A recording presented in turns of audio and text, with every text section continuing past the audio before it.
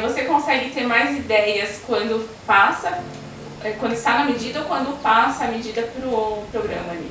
É uma mistura. Na verdade, as ideias vêm quando a gente tá tomando banho, indo dormir, viajando. É muito engraçado. Mas, no meu caso, as ideias começam antes. Oi pessoal, esse é o 7º episódio do quadro Arte Fala e hoje com mais um convidado especial, o Guilherme Buron. Gui, se apresenta um pouco pro pessoal e a gente começa o nosso bate-papo.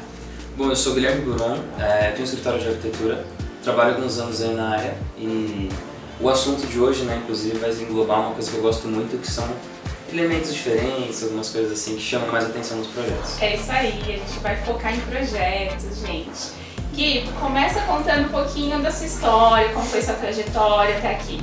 Então, na verdade, quando eu comecei, né, assim, na arquitetura mesmo, eu queria fazer aviação, nada com nada assim, mas eu passava as férias com um pai de amigo meu, na verdade, na praia, e ele fazia construções de casas assim que eu ficava apaixonado. Então eu comecei a gostar desse negócio e eu não tinha nenhuma afinidade com arquitetura. Assim, eu gostava muito de desenhar. Desenhava carros, que eu sempre gosto. Na sua família não tinha ninguém da área? Então eu descobri depois. Na verdade, eu descobri depois. Não, então, na família não tinha ninguém. Na verdade, eu não conhecia, não sabia que na família tinha alguém que trabalhasse com isso. E ninguém nunca tinha mexido com construção dentro do meu conhecimento. Depois que comecei a fazer arquitetura, eu descobri que meu avô tinha construído os prédios da UMC, os prédios das quadras da UMC. Legal. E a coisa que eu conto pra todo mundo até, inclusive, que no Mogilar, cada prédio tem um nome. Edifício Raquel, Edifício Eulália, e é o nome da minha tia, a tia Raquel, a tia Lala. Nossa, e é muito legal, porque tipo, eu descobri depois, eu não sabia o que era. Sim. Então basicamente eu também, tipo, fiquei meio perdido, queria ser jogador de futebol, como sempre, né, todo moleque. Mas depois eu comecei a gostar um pouco de desenho e tal, mas queria fazer aviação. E aí no final caí na arquitetura, que é uma área que eu gostei assim, me aprofundei muito. E com o tempo caí na iluminação, né? Eu comecei a trabalhar numa loja de iluminação. Gostei bastante, me interessei, fiz bastante curso de iluminação. Quando você estava na iluminação, você já fazia arquitetura? Já fazia arquitetura, foi como se fosse um estágio, né? Só que aí, na iluminação é assim, jogou na loja, você precisa trabalhar, atender, falar, projetar, aprender tudo se vira. ao mesmo tempo. Só que é isso que faltava pra mim, porque na verdade eu sou uma pessoa que, se você der um pãozinho, desenrola, sabe? E aí eu comecei a gostar de iluminação e, querendo ou não, acho que é um dos fortes da minha arquitetura hoje, seria essa iluminação mais exótica também, né?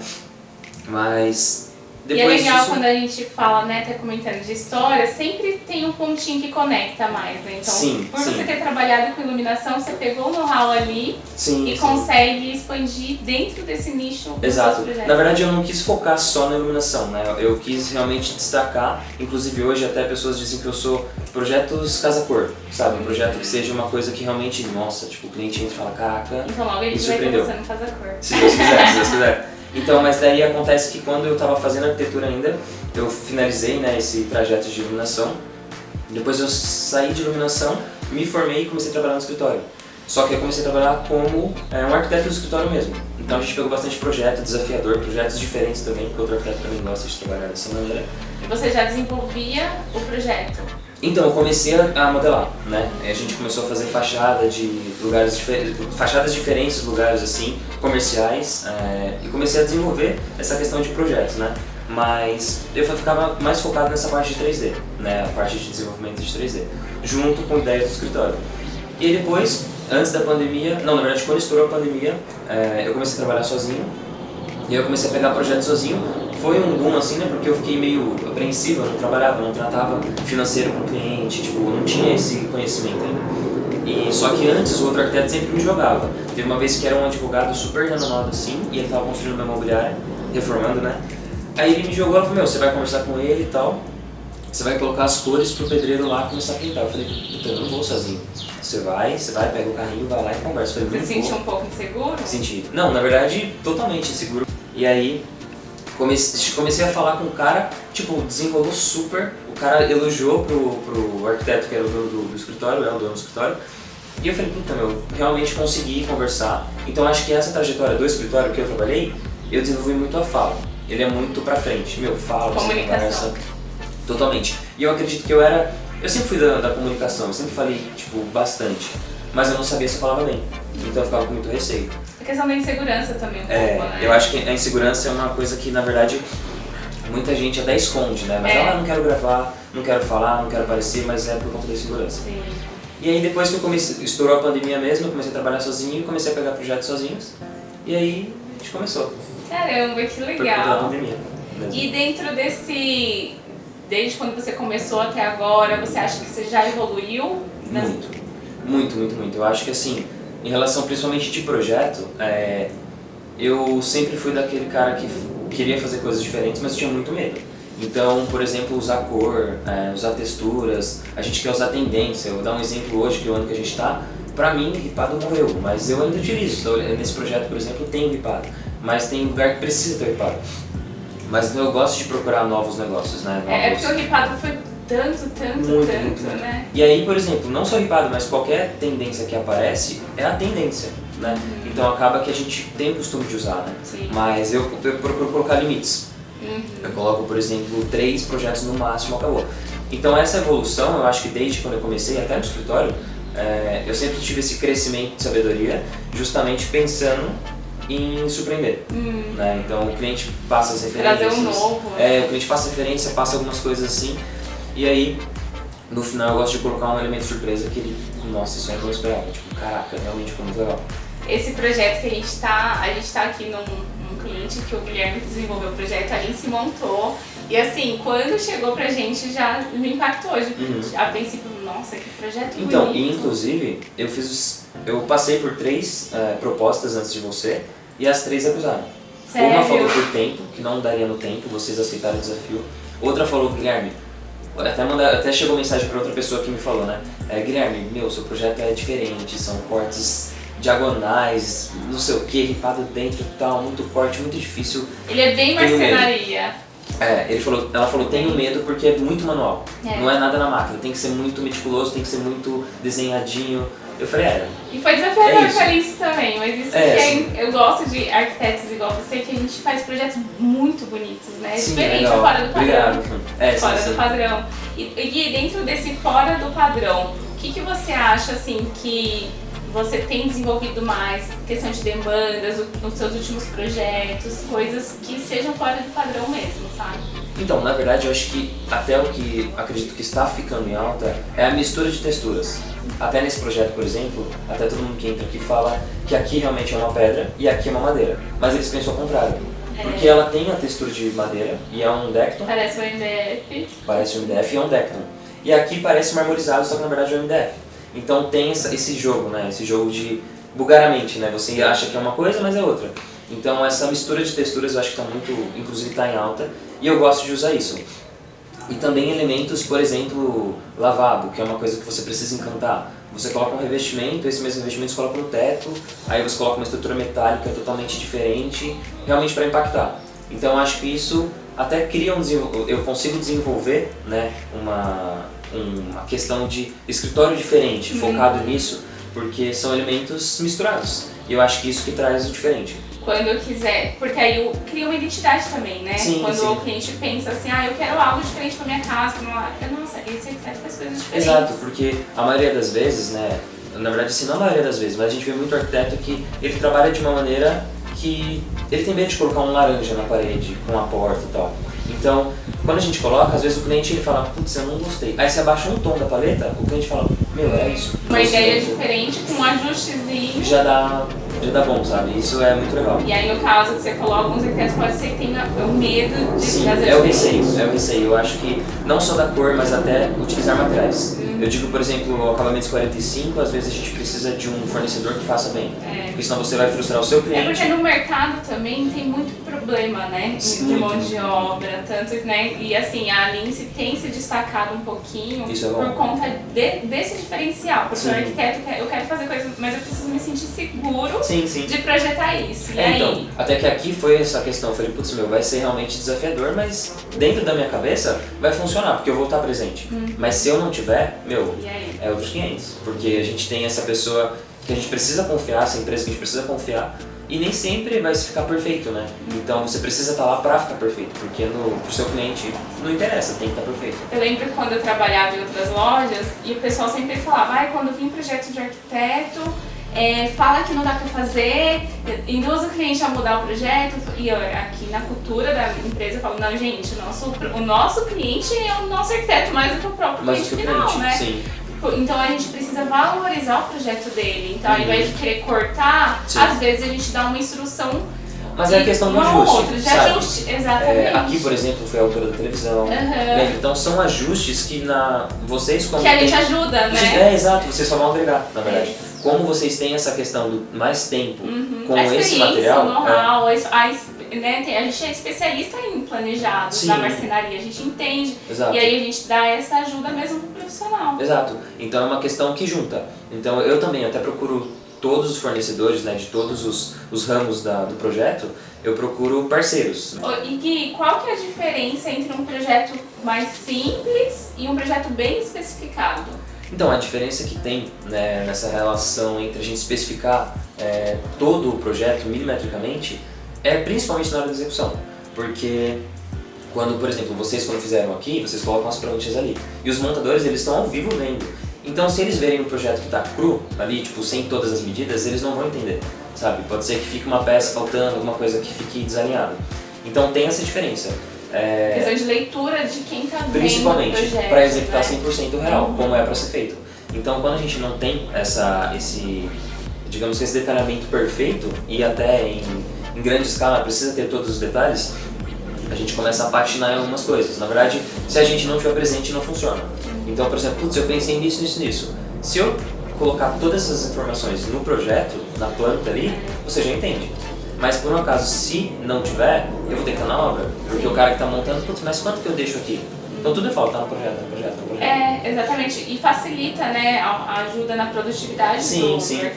E às vezes a gente até coloca, né, em uma linha para você entender, por exemplo, a gente não entende qual é o início da montagem. Se vocês vão iniciar por lá ou por aqui.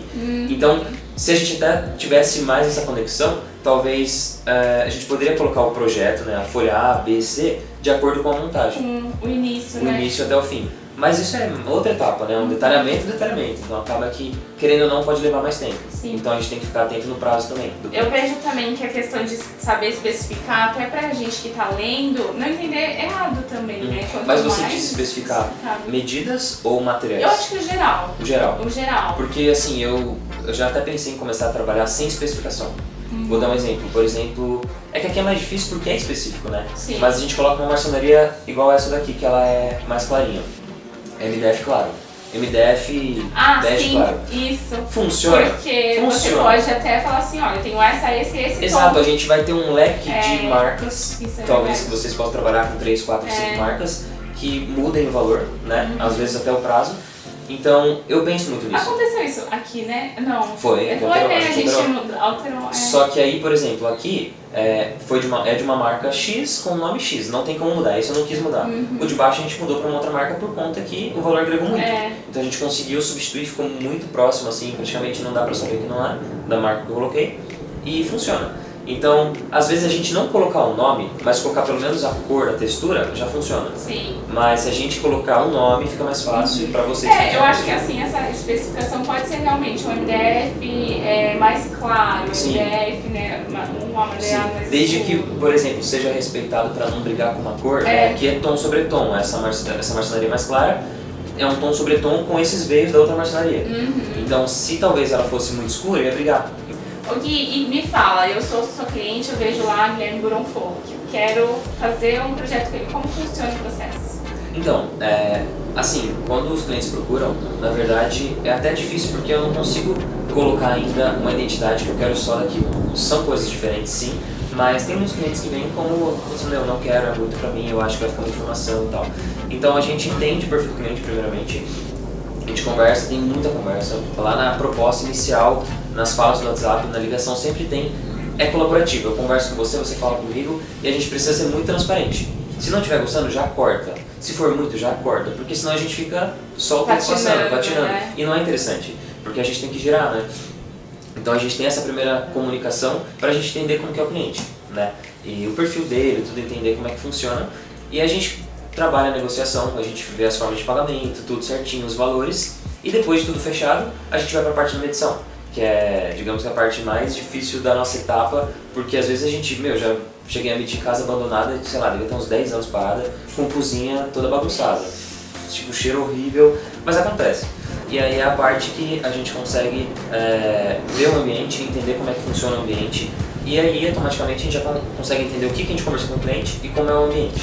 Inclusive a gente tira muitas fotos para a gente ter essas referências de qual é o espaçamento, querendo ou não tem que ter esse jogo de cintura de entender se cabe ou não cabe. Então é uma coisa que eu acredito que você desenvolve, né? Até as pessoas mais novas vão conseguir entender que você vai desenvolver o tamanho, né? A proporção. Será que cabe ou não cabe? Tem gente que fala, 5 metros aqui, cabe tranquilo no carro. Só que na verdade não, não dá. Porque na verdade não tem 5, tem 4.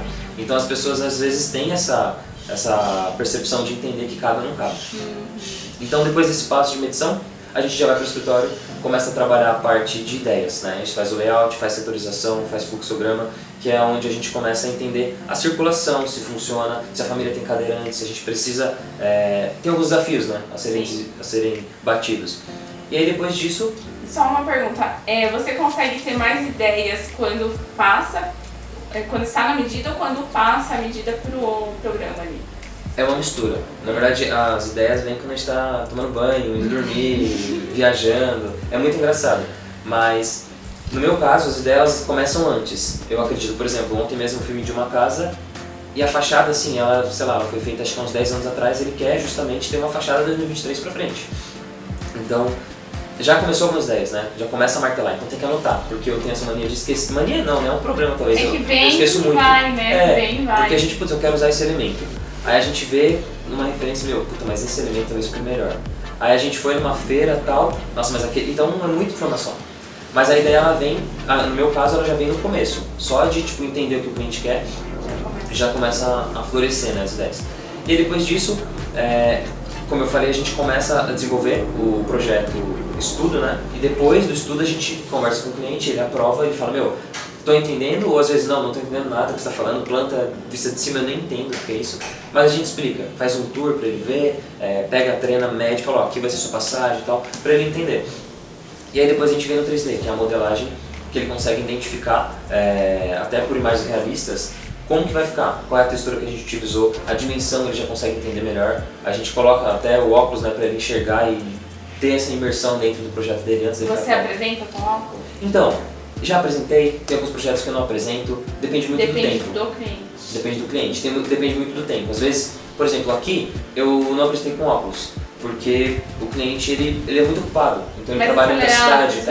Então a gente manda um link pelo celular, ele abre no celular, ele consegue visualizar. Se ele vier aqui na sala, tá cru, e ele olhar pelo celular, ele vai conseguir enxergar tudo. Então ele já fica...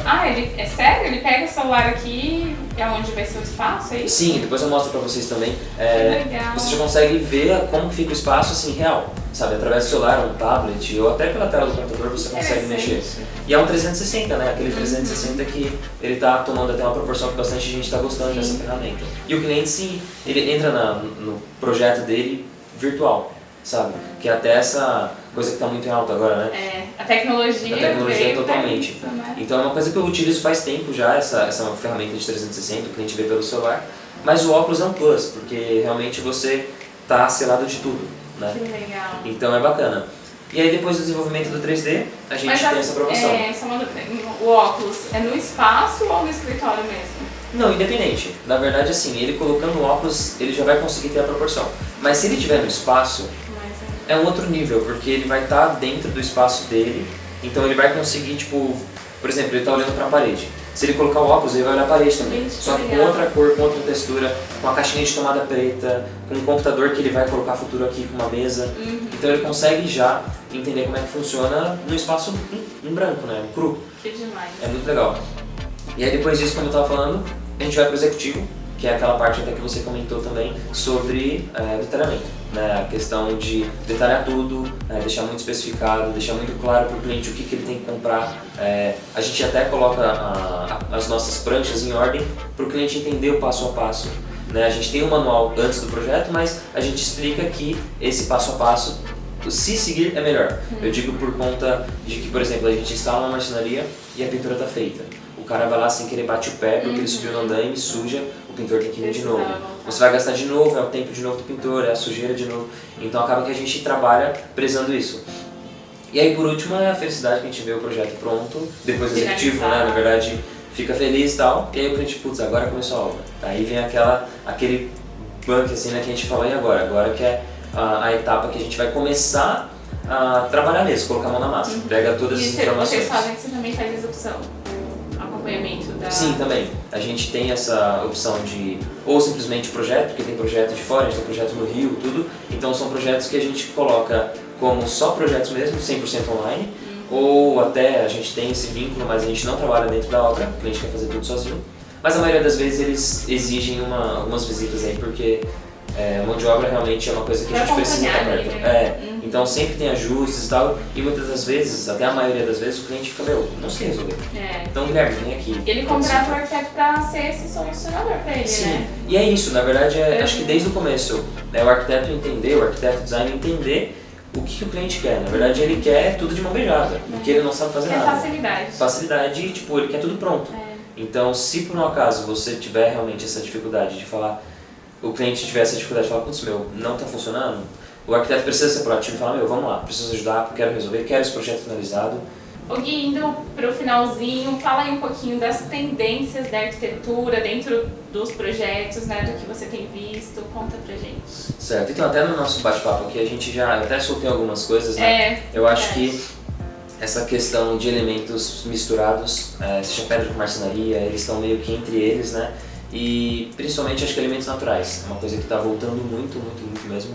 Então a gente vê até a referência do Big Brother, é uma coisa que deu, nossa, aquele banheiro, o que é aquilo? Pedra e tal, no banheiro.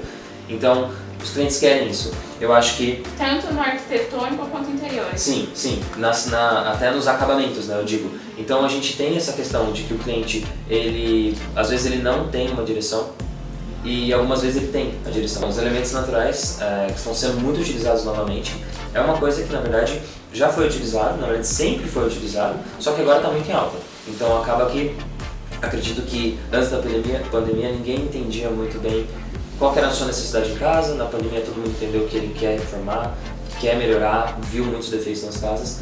E pós-pandemia eu acho que o pessoal quer muita conexão com a natureza, porque sentiu a vontade de viajar, sentiu a vontade de ver a floresta, a pedra, a terra. Então acredito que é isso. Então hoje, por exemplo, a terracota, né, digamos, esse tom mais de terra, tá muito forte mesmo. Tem até uma empresa de tintas que praticamente as texturas deles são feitas em base de terra. Então acaba que tudo tem elemento de terra, porque remete à natureza. Então acaba que eu acredito que isso esteja muito em alta e é uma coisa que realmente dá pra gente transformar um projeto simples em uma coisa muito bacana, porque os elementos naturais praticamente são incomparáveis com elementos que o ser humano cria. Sim. Então é uma coisa muito bacana. E fala um pouquinho, você foi na Expo, né, com o Clube Casa, o pessoal levou, o que veio de novo ali, que a gente pode estar trazendo pro pessoal? Sim, então, na verdade eu fui 2 dias na Expo, porque o primeiro foi mais para eu entender como é que funcionava, pegar catálogo pra caramba, e o segundo foi mais para eu conseguir me identificar um pouco mais com cada marca que eu trabalho, entender um pouco como é que funciona. Mas sobre as tendências de lá, até como eu falei, né, não só os elementos naturais, né, mas toda a textura ela tá muito vibrante agora, tá muito em alta. As tintas, né, as marcas de tintas são cores mais vivas, que, por exemplo, você utilizar um azul por conta disso, um amarelo por conta disso, um verde. Então a gente está tendo... Já saiu aquela questão de só os tons pastéis? Então, foi até uma arquiteta até renomada, Renata, eu até comprei o curso dela, era super bacana, ela estava lá explicando sobre esse medo, né, que eu até comentei no começo do vídeo, sobre o medo de você usar. Mas às vezes você precisa, porque o ambiente ele precisa ser mais frio, mais quente e tal. E até teve uma questão lá que era, é real onde ambientes mais frios as pessoas utilizam cores mais quentes? Tipo, realmente é isso. E por exemplo, ela até falou, eu fico louca quando eu vou numa praia e tem uma fachada preta. Por quê? Pode colocar 10 ar-condicionados, fica legal, mas pro ambiente é péssimo, porque você está gastando muita energia, não sei o quê. Então acaba que você precisa pensar na cor, né? Então, eu acho que a tendência da cor realmente é a gente utilizar cores mais aleatórias e que conseguem conversar com elementos como decoração ou elementos como um perfil, por exemplo, preto no laranja, preto no verde, preto no amarelo. Então, são cores que vão mais ganhar vida ali, né? Então acredito que isso está ganhando bastante destaque no mercado. Bacana. Gui, obrigada. Gente, acho que é isso. Adoramos o bate-papo aqui. Guilherme é extremamente inteligente. Obrigado. Aprendi bastante aqui nesse bate-papo também. Muito criativo. Gosto muito dos seus projetos, tá? Legal, obrigado. Não sei se eu já te falei isso, mas eu penso, nossa, se eu quiser, eu sei quem eu vou chamar. Que bom, né? Já tá garantido. Já então. tá garantido aqui, ó. Quando eu tiver aquela casa, quando eu tiver o meu home office, você que vai fazer. Fechou. Vamos saber o que a gente vai fazer. Opa! Gente, é isso aí. A gente teve mais um episódio do quadro Arte Fala. E Guilherme Buron, muito obrigada mesmo. Obrigado a todos.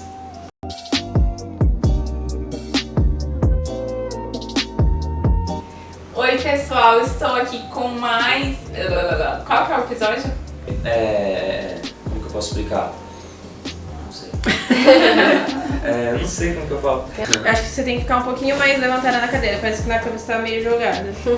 Agora você vai Balançar, tá balançando Não, muito, faz cara. 40 Depois minutos de... já É que tá. foi cair. Acho que é melhor cortar que eu tô mexendo muito louco.